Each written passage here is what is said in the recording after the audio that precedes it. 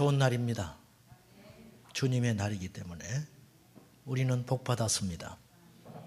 하늘의 소망을 가지고 살기 때문입니다. 가난해도 힘들어도 우리 인생 뜻대로 풀리지 않아도 우리가 하나님의 사람이라면 안심입니다. 믿으십니까? 네. 오늘 본문의 말씀 시편 30편은 다윗의 찬양인데 이 시편 30편을 좀 더 분명히 이해하려면 배경을 잠깐 설명을 드려야 할 것 같습니다. 성경학자들은 분명하지는 않지만 시편 30편의 배경을 사무엘하 24장에서 찾습니다. 다윗이 주변 나라들을 하나님의 능력으로 모두 다 평정합니다.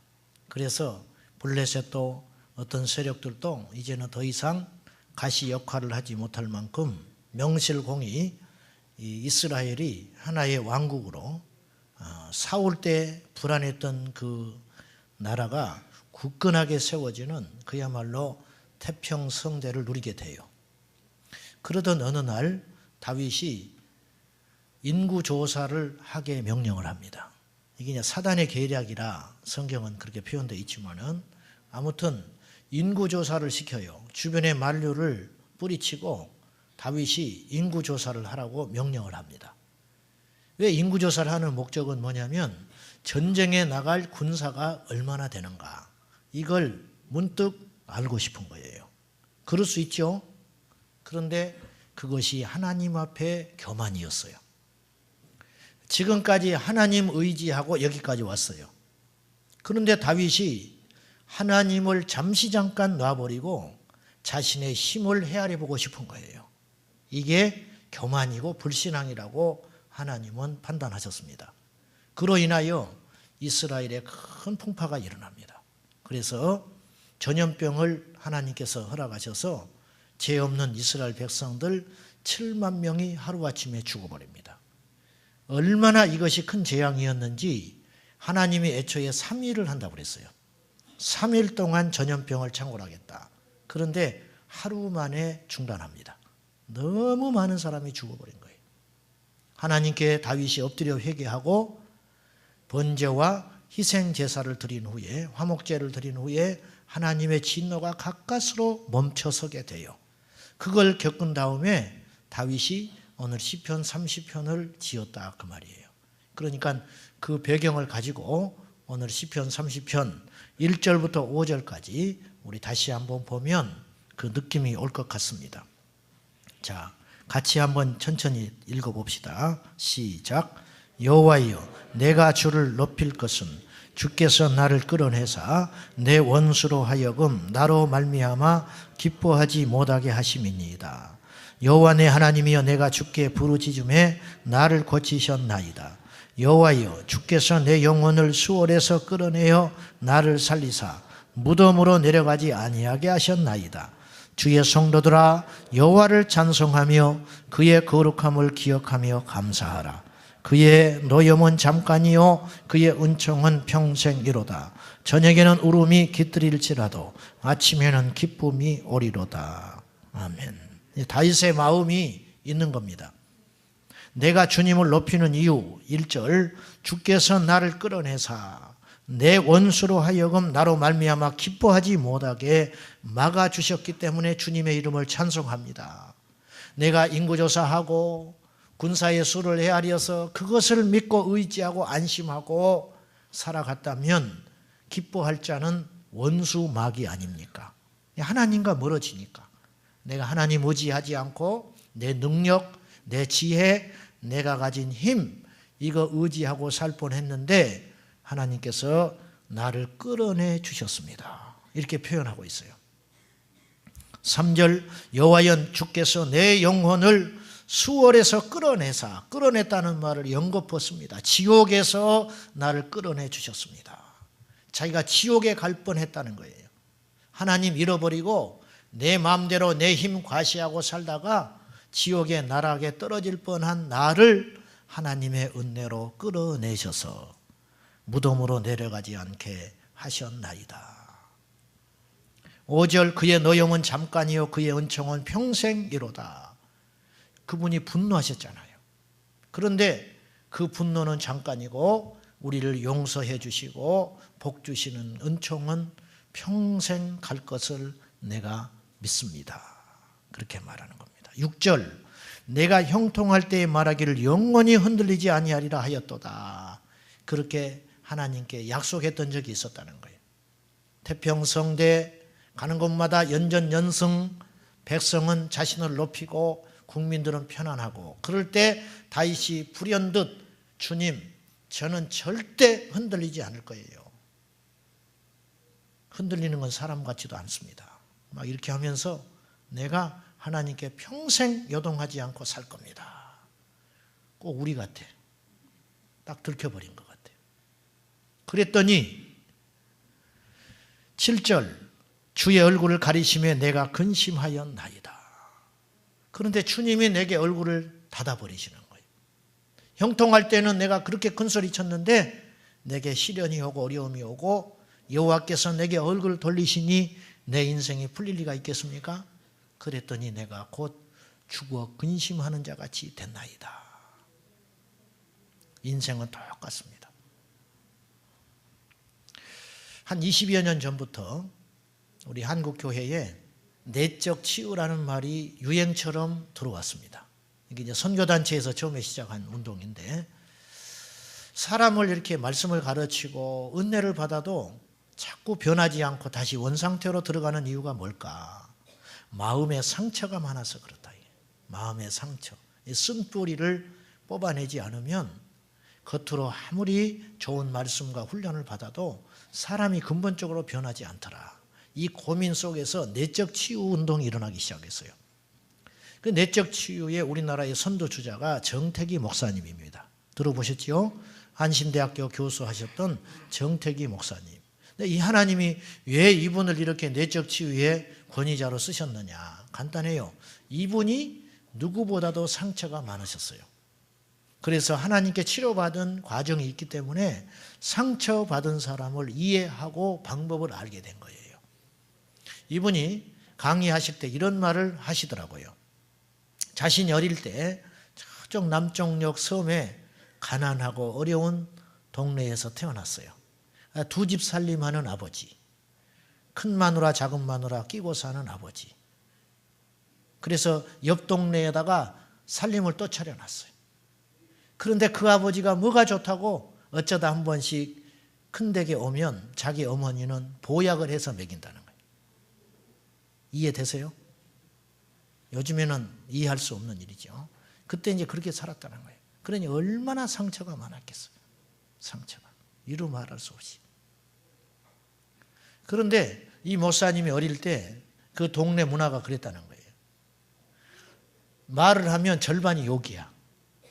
욕이 안 들어가면 대화가 안 될 정도로 욕이 난무한 동네. 무슨 욕인지도 몰라. 그 욕이 얼마나 무섭고 엄청난 말인지도 모르고 어른들이 그렇게 하니까 아이들도 전부 욕하는 문화가 번져가지고 욕을 그렇게 해대면서 살아가는 거예요. 그런데 초등학교 갔을 때 선생님이 부임해 오셨는데 선생님 한 분이 그걸 너무 가슴 아프게 생각한 거예요. 우리 아이들이 어떻게 하면 욕을 안 하게 할 수 있을까? 그래서 아무리 말을 해도 듣질 않아요. 안 되죠. 이게 습관이 돼가지고. 그래서 어느 날 선생님이 제안을 했어요. 너희들에게 표를 나눠주겠다. 표를 여러 장 줄 텐데 일주일 있다가 일주일간 욕을 하는 사람을 제일 먼저 발견한 사람이 표를 뺏어라. 그래서 제일 많이 표를 모은 사람은 상을 줄 것이고 제일 적게 갖고 있는 표를 갖고 있는 아이에게는 벌을 내리겠다. 욕하는 습관을 고치려고 선생님이 훌륭하신 거죠. 그걸 제안을 했어요. 일주일이 지났습니다. 일주일이 지나서 전부 조사를 해보니 정택이 학생은 표가 하나도 없어요. 얼마나 욕을 많이 했는지 다 뺏겨버리고 표가 없네. 따라와 교무실로 데리고 가서 선생님이 때리시는 거예요. 때리면서 선생님이 울어요. 이놈아, 너는 내가 믿었는데. 그렇게 말하시면서 우시면서 때리더라는 거예요. 이놈아, 너만큼은 내가 믿었는데, 그러면서 때리셨어요. 정태기 목사님이 이런 이야기를 하셨어요. 그 어릴 때 자기를 향하여 그렇게 믿었는데, 그 말을 듣는 순간 신기한 일이 벌어졌는데 매가 안 아프더라는 거예요.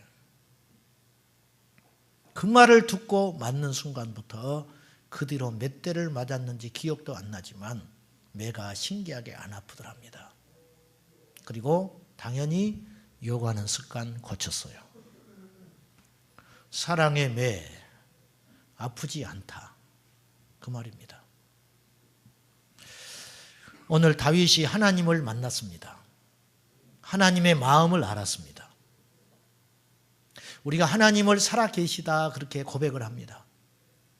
우리가 제가 하나님 살아계시죠? 그러면 아멘 할 거예요. 안 물어봐. 대답이 뻔하니까. 근데 그 앞에다가 한마디를 붙이면 심각해지는 거예요. 정말로 하나님이 살아계심을 믿습니까? 여러분 이제 소리 더 못나게 할 수 있어요. 제가 이 질문하면 더 못해.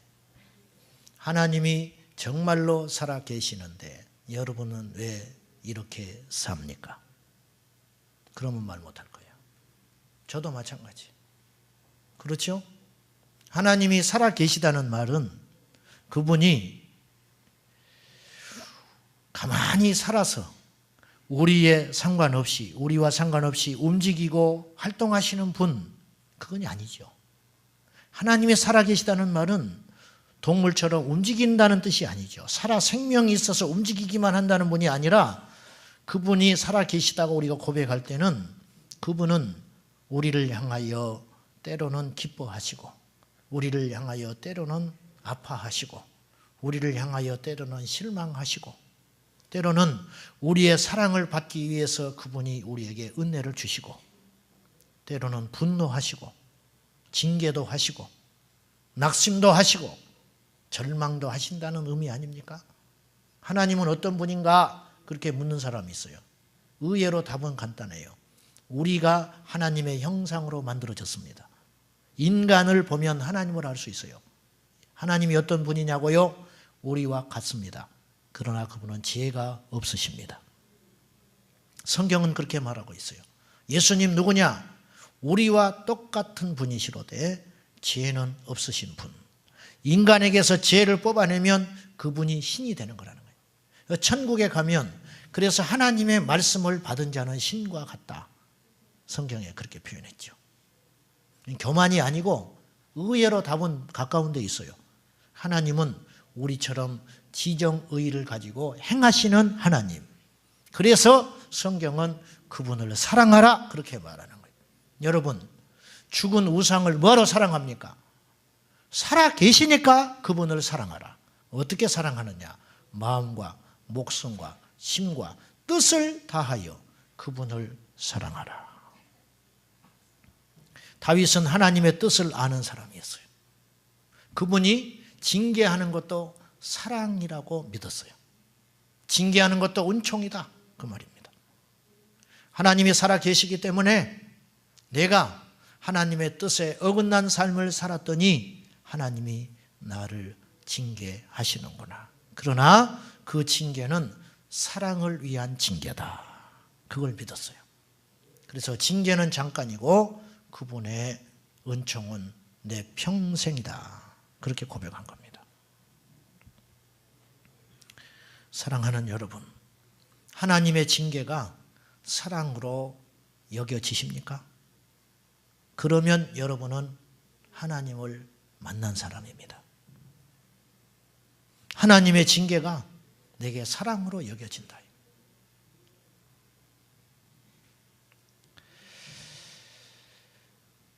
시편 73편에는 아삽이라는 이가 이 시편 73편을 기록했는데 아삽이 큰 시험에 들었어요.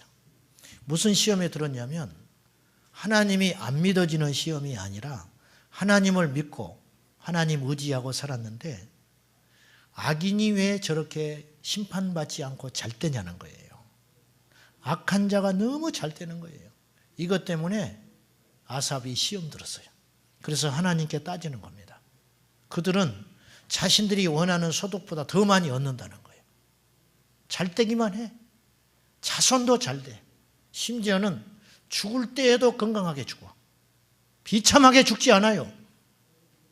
그러니 이것이 내게 풀어지지 않는 숙제라 이거예요. 그런데 이 비밀을 알게 됐어요. 어디서 가서 알았느냐? 주의 성소에 가서야 알았나이다. 그들의 마지막을 보여주셨어요, 하나님이. 그들의 마지막을 하나님이 어떻게 보여주셨냐면 그들은 미끄러운 곳에 버리신다. 그래서 이 아삽이 하나님께 회개하면서 그걸 깨닫지 못했던 자기 자신을 짐승으로 비유합니다. 내가 짐승과 같이 무지하였나이다. 그리고 용서를 구해요. 내가 그걸 미처 몰랐습니다. 악인이 영원할 줄로 생각했던 자신의 불신앙, 영적 무지에 대하여 짐승과 같습니다. 주님, 내 양심이 찔려서 견딜 수 없습니다. 그렇게 고백합니다. 다윗은 죄의 무서움을 경험했어요. 교만의 무서움을 경험한 사람이에요. 여러분, 역으로 말해서 다윗이 군사를 세고 자신의 힘을 자랑하고 하나님과 함께하지 않으며 자신의 계획과 뜻으로 국가를 경영하는 삶을 살았다면 어떻게 됐겠습니까? 하나님은 그걸 못 보겠다는 거예요. 다윗이 하나님의 징계를 받았기 때문에 다윗이 될 수 있었어요. 이게 하나님의 사랑이에요. 기적만 하나님이 계신 증거가 아닙니다. 악에 대한 심판도 하나님이 계신 증거예요. 악에 대한 심판도 하나님이 살아계신 증거다. 징계가 사랑으로 여겨지십니까? 아니면 하나님이 징계가 내리실 때 화가 나고 불평하십니까? 사도행전 5장의 아나니아 삽비라가 하나님의 것의 일부를 훔쳤지요. 그것을 만약에 하나님이 알고도 묵인하셨다면 어떤 일이 벌어졌을까요? 아나니아와 삽비라는 나중에 더 큰 죄도 지었을 거예요. 그리고 은밀히 행한 이 죄가 소문이 났을 것이고 초대교회는 큰 위기를 당했을 거예요. 하나님 무시당하고 초대교회는 죄의 누룩이 번져서 스스로 무너져 버렸을지 몰라요. 이들이 징계받은 후에 초대교회는 더 강해지고 더 부흥하게 되고 더 온전하게 되었습니다. 무엇을 말하는 것입니까? 징계가 사랑이다. 징계가 사랑이다. 하나님께서는 여러분이 어떤 일을 해도 침묵하고 계십니까? 그럴 때 우리 안에 드는 마음이 하나님이 안 계신가? 아니면 하나님이 그냥 우리를 두고 보시는가?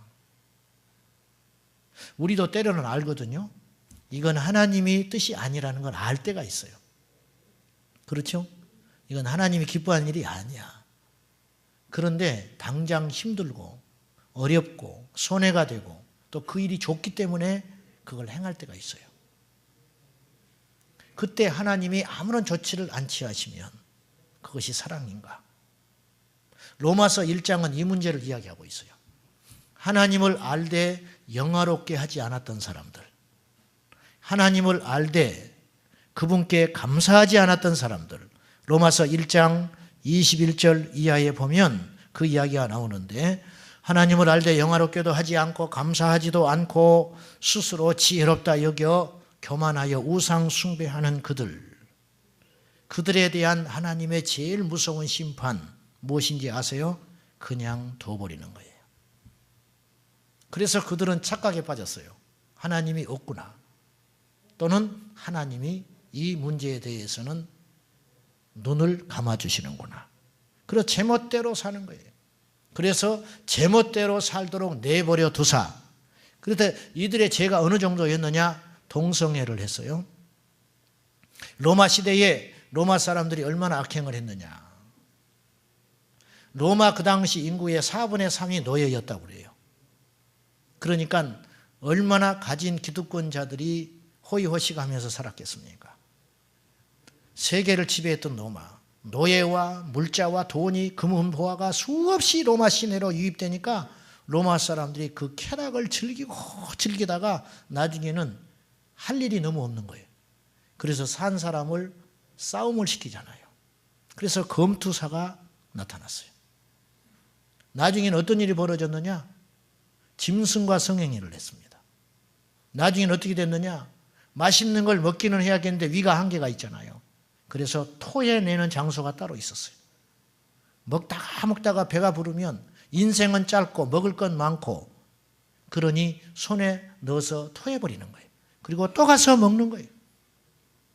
집에다가 양어작을 만들어 놓고 식인을 하는 뱀장어를 키웠어요. 사람을 잡아먹는 뱀장어. 노예를 산채로 집어넣어 버립니다. 그러면 뜯어먹어버려요. 그걸 보고 즐깁니다. 그리고 그 뱀장어를 요리해서 먹었습니다. 그러면 그들이 하나님께 벼락받아 죽어야 되잖아요. 근데 놔두셨어요. 사도 바울은 로마서 1장에서 이런 사람들을 향하여 하나님이 유기하셨다고 이야기하는 거예요. 제일 무서운 심판, 하나님이 기뻐하지 않는 길을 가는데도 둬버리는 거라는 거예요. 이건 이미 심판받은 거다. 그렇게 정의 내리는 거예요. 징계가 없음을 두려워해야 됩니다. 갈라디아서 6장 7절 이하에 스스로 속이지 말라. 하나님은 업신여김을 받지 아니하시니 사람이 무엇으로 심든지 그대로 거두리라. 세상이 대단히 불공평해 보이죠? 아까 아삽이 고민했던 것처럼 악인은 잘되고 의로운 자는 핍박받는 것처럼 보이잖아요. 악한 일을 도모하는 그들은 떵떵거리고 정직하게 하루하루 살아가는 소시민은 빛이 안 보이는 것 같잖아요. 그런데 성경은 분명히 이야기했어요. 스스로 속이지 마라. 그런 생각에 속지 마라. 하나님 업신여기지 말아라. 하나님 그런 분 아니다. 하나님 그렇게 모르고 넘어가는 분 아니다.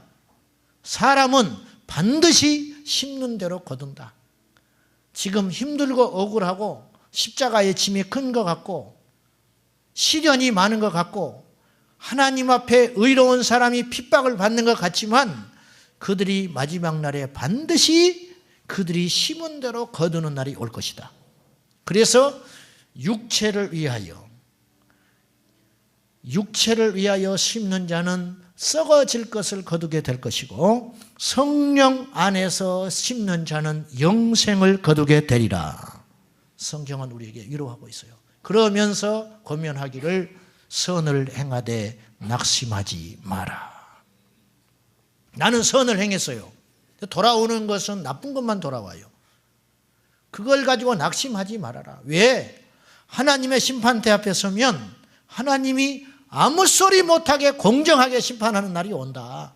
그것을 소망 중에 참으며 견디며 세상이 아무리 어찌하든지 간에 너는 믿음의 길, 의로운 길 걸어가라. 그렇게 권면하는 거예요. 하나님의 말씀에 대해서 조금씩 오해를 하는 수도 있어요. 지난주 말씀 그리고 이제 지지난 금요일 엊그제 말고 말씀을 전하면서 구원받는 자가 생각보다 적다. 교회 안에 이런 이야기를 제가 종종 하지 않습니까? 그랬더니 이제 들려오는 말이 농담인데 우리 교인들이 이런 말을 했다고 그래요. 야, 그러면 구원받는 자가 그렇게 적다면 나도 어려운 거 아니냐? 그럴 바에는 뭐하러 열심히 믿냐? 어차피 안 되는 거. 적당히 그냥 믿다가 안 된다며 어차피. 어차피 구원받는 숫자가 적다며. 그럼 뭐하러 헛고생해. 그냥 적당히 이대로 그냥 살다가 그냥 갈래. 이런 농담 같은 걸 했다고 그래요. 아, 그렇게도 해석할 수 있겠구나. 그렇게도. 하나님의 본심이 뭘까? 자, 구원받는 숫자가 적다라는 말은 까다롭게 해서 적은 숫자만 구원시키겠다는 뜻이 절대 아니잖아요. 무슨 말입니까? 그러니 열심을 내어서 하나님의 구원에 들어가도록 애써라. 그런 말 아니에요? 자, 지옥이 있다는 건 뭐예요? 지옥을 보내는 건 하나님의 뜻이 결코 아니에요. 에레미야 3장 33절에 인생으로 하여금 고생하게 하고 근심하게 하심이 하나님의 본심이 아니다 그랬어요. 하나님의 본심은 우리가 근심하고 걱정하고 이 땅에서 고생하고 사는 게 아니에요. 그럼에도 불구하고 왜 근심이 우리 안에 왜 고생이 일어나느냐? 영원한 하나님의 나라를 얻기 위해서 고생이 필요하다는 거예요. 우리 인간이 악이 있기 때문에, 죄가 있기 때문에 안 된다는 거예요. 안 돼. 그래서 성경은 이야기해요. 호세아서 6장 1절 여호와께로 돌아가자. 그는 우리를 찢으셨으나 낫게 하실 것이고 우리를 치셨으나 싸매어 주실 것이라. 그래서 힘써 여호와를 알자 호세아가 촉구하고 있어요. 하나님 오해하지 말아라. 이 답답한 인생들아, 하나님 오해하지 말아라. 그분은 치는 게 목적이 아니라는 거예요. 그분은 찢어버리는 게 목적이 아니라는 거예요. 우리를 낫게 하시고 싸매어 주시고 함께 해주시기를 원한다는 거예요. 하나님 오해하지 말아라. 힘써 여호와를 알라. 그는 새벽빛같이 나오심이 일정하니라. 그분은 한결같다는 거예요. 그분은. 우리만 그분을 제대로 만나면 된다는 거예요. 그분은 항상 한결같이 새벽에 동토오르는 태양처럼 일정하다는 말은 원뜻은 무슨 뜻이냐면 항상 그분은 그 자리에 계시다 그런 뜻이에요. 그분은 항상 계셔요. 그리고 우리를 향하여 한 번도 변하신 적이 없어요. 항상 우리에게 사랑을 전제로 다가오신다는 거예요. 은총을 전제로 다가오신다는 거예요. 구원받기를 원해서 우리에게 오신다는 거예요. 그런데 우리가 그걸 감당을 못해요. 우리만 변하면 돼요. 우리만 하나님께 바른 믿음을 가지면 된다는 거예요. 징계가 왜 있습니까? 징계가 목적이 아니에요. 은총을 위해서 징계가 필요하다는 거예요. 십자가가 목적이 아니에요. 여러분, 십자가는 이 땅에서만 축복이에요. 천국 가서도 십자가 치려면 우리가 질 수 있겠습니까? 그러나 이 땅에서 십자가를 져야 부활의 영광에 참여한다는 거예요. 그러므로 십자가는 결국 축복입니다. 징계를 받아야 하나님의 은혜를 받는다는 거예요. 징계를 받아야 십자가의 좁은 길을 걸어갈 수 있다는 거예요. 그러므로 징계도 사랑입니다. 그런 뜻이에요. 무디 목사님이 계셨는데 어떤 자매님이 와서 상담을 했어요. 상담을 하다가 이 자매가 이렇게 이야기를 했다고 그래요. 저는 어떤 행동을 해도 하나님이 가만히 계시던데요. 이제 말하다가 이런 말을 한 거예요. 그때 무디 목사님이 이렇게 이야기했답니다. 그것은 자매님이 하나님의 자녀가 아니라는 증거입니다. 그랬더니 약간 골이 났죠. 흥분해가지고 목사님, 제가 교회를 다닌 지금 지가 언젠데요. 내가 하나님을 안 믿는다고 하십니까? 그랬더니 무디 목사님이 정색을 하고 이렇게 이야기했다고 그래요. 만약에 자매님이 진정한 그리스도인이라면 하나님이 그냥 두시지 않았을 겁니다. 그렇죠? 여러분, 하나님은 살아계시잖아요. 그래서 조나단 에드워즈는 미국에서 대각성 운동을 일으킬 때 유명한, 교회사에 남는 유명한 설교 한 편을 했어요. 하나님의 진노의 손에 붙들린 죄인들, 그런 설교를 하셨는데 그 제목이 모든 걸 말해줘요. 하나님의 진노의 손에 붙들린 죄인들. 하나님께서 여러분 이제 어디 가서 이렇게 거미줄 있잖아요. 거미줄 이렇게 걷잖아요. 걷으면 거미가 대롱대롱 달려 있잖아요. 그 표현을 하면서 하나님이 우리를 거미줄에 달려 몸부림치는 우리들을, 버둥버둥하는 우리를 하나님께서 이렇게 지켜보시고 이걸 털어버릴까 살려줄까 고민하고 계시다는 거예요. 이 설교가요, 거기에 모인 청중들을 회개하게 만들었어요. 그래서 거기서 시발이 되어서 미국이 각성운동을 일으킵니다. 성경은 말합니다. 마태복음 5장 29절에 만일 내 오른눈이 너로 실족하게 하거든 빼어내버리라. 내 백체 중 하나가 없어지고 온몸이 지옥에 던져지지 않는 것이 유익하며 또한 만일 내 오른손이 너로 실족하게 하거든 찍어내버리라. 내 백체 중 하나가 없어지고 온몸이 지옥에 던져지지 않는 것이 유익하니라. 하나님이 만약에 우리를 이렇게 다루신다면 어떻게 하겠어요? 내 눈이 자꾸 죄를 짓는 거예요. 내 손이 자꾸 죄를 짓는 겁니다. 성경은 눈이 자꾸 죄지어서 너로 하여금 하나님과 멀어지게 만드는 것이 있다면 눈을 찍어서 빼버리라는 거예요. 그런데 우리가 그럴 용기가 없잖아요. 그러면 누가 나서십니까? 하나님이 자르고 빼기로 나선다는 거예요. 왜? 하나님이 우리를 사랑하시니까. 한국교회 바람 잘 날이 없다 하지요. 바람 잘 날이 없습니다. 언론에서 계속 한국교회 부끄러운 자아상이 계속 등장합니다. 목회자들은 부끄러운 모습들, 돈, 또 음란함, 교만, 교회 성도들은 교회가 분쟁이 일어나고 세상의 조롱거리가 되어서 고개를 들 수 없게 되어버렸습니다. 저는 이것을 이렇게도 해석을 합니다. 이것이 어쩌면 하나님께서 한국교회를 사랑하는 마지막 징계다. 이 순환과 수치와 부끄러운 시간들을 통해서 하나님께서는 알곡 신자들과 깨어있는 교회들을 고르는 작업을 하실 수도 있겠다. 만약에 한국교회가 이렇게 타락하고 언론에 보도된 대로 분열되어 있고 하나님의 사람답지 못한 사람이 가득 찼음에도 불구하고 부흥을 주시고 세상으로부터 칭찬을 듣고 존경을 얻게 됐다면 어떤 일이 벌어질까? 마지막 날 하나님 앞에 섰을 때 우리는 모두 다 심판을 면할 길이 없을 것이다. 하나님이 한국교회를 사랑하기 때문에 세계 역사에 이렇게 빠른 속도로 부흥한 교회가 없는데 이렇게 곤두박질게 하도록 내버려 두시는 이유는 하나님이 한국교회를 그래도 사랑하기 때문이다. 수술하시는 거예요. 회개하고 돌이키면 하나님께서 우리에게 수치를 영광으로 바꿔주신다는 거죠. 고린도전서 11장 32절이 우리 한국교회에 향하신 말씀으로 저는 들려왔습니다.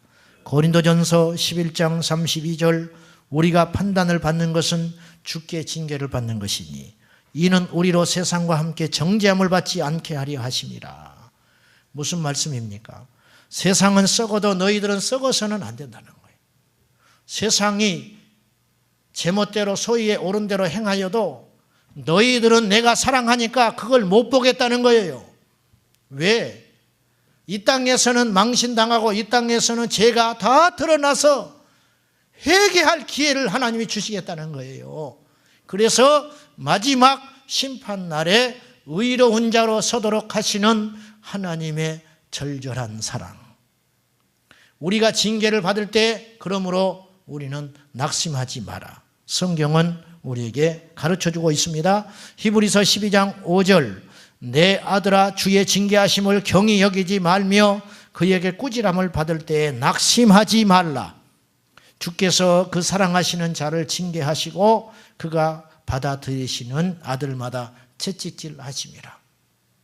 하나님이 사랑하니까 믿음에서 파선하면 징계가 받는 거예요. 우리 솔직히 이야기해 봅시다. 하나님 떠나서 잘 되는 게 복인가? 고집 부리지 마세요. 여러분이 하나님을 이길 수 있다면 멋대로 살아도 됩니다. 하나님보다 큰 신이 있다면 그를 믿으십시오. 그러나 하나님보다 큰 자가 없고 하나님보다 완전한 자가 없고 그분이 살아계신 하나님으로 믿어지신다면 우리에게 우리를 다루시고 우리를 인도하시고 우리를 끌어가시는 하나님의 방법에 대하여 이의를 달지 말라. 왜? 그분이 옳기 때문에. 저는요 그분이 100% 옳다고 믿습니다.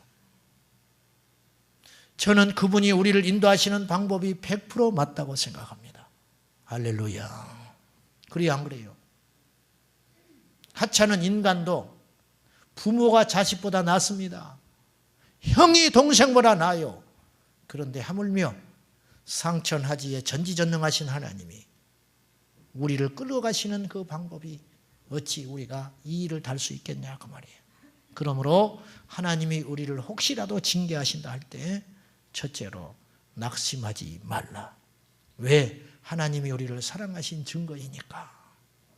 두 번째, 히브리서 3장 7절에서 8절 오늘 너희가 그의 음성을 듣거든 광야에서 시험하던 날에 거역하던 것 같이 너희 마음을 완고하게 하지 마라. 의외로 시련과 징계를 받을 때 하나님께 마음을 완고하게 먹어버린 사람이 많아요. 이스라엘 백성들이 광야에서 40년 동안 왜 멸망했느냐? 하나님은 분명히 가르쳐줬어요. 해야 할 일과 하지 말아야 할 일. 근데 이스라엘은 거꾸로 살았어요. 하지 말아야 할 일은 하고 하라 하는 일은 하지 않았어요. 그러면 하나님의 심판이 시작됩니다. 그러면 회개해야 되는데 이스라엘은 불평했습니다. 이럴 수 있냐 이거예요. 이럴 수 있냐. 그래서 마음이 더 굳어져 갔습니다. 완고해진 거예요. 그래서 그들은 결국 가나안 땅에 들어가지 못했다. 이것이 성경의 교훈이죠. 사랑하는 여러분, 그분의 노여움은 잠깐입니다. 그분이 우리를 죽이시려고 하지 않습니다. 그분은 우리를 사랑하십니다. 하나님은 사랑이라. 아멘입니까? 이 땅에서 우리가 아픈 이유는, 이 땅에서 우리가 십자가를 져야 하는 이유는 우리의 범죄함 때문입니다. 하나님 앞에 완악함이 있기 때문입니다. 아직 정리해야 할 부분이 있기 때문에 우리 인생에 시련이 있는 것입니다. 하나님을 그르다 하지 마십시오. 하나님을 탓하지 마세요.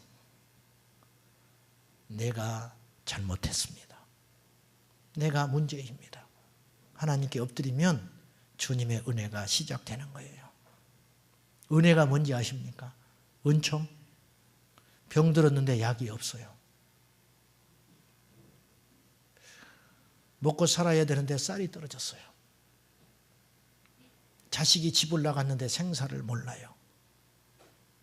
저 사람과 관계를 회복시켜야겠는데 방법이 없어요. 이때 하나님만이 할 수 있습니다. 그것을 은혜라고 합니다.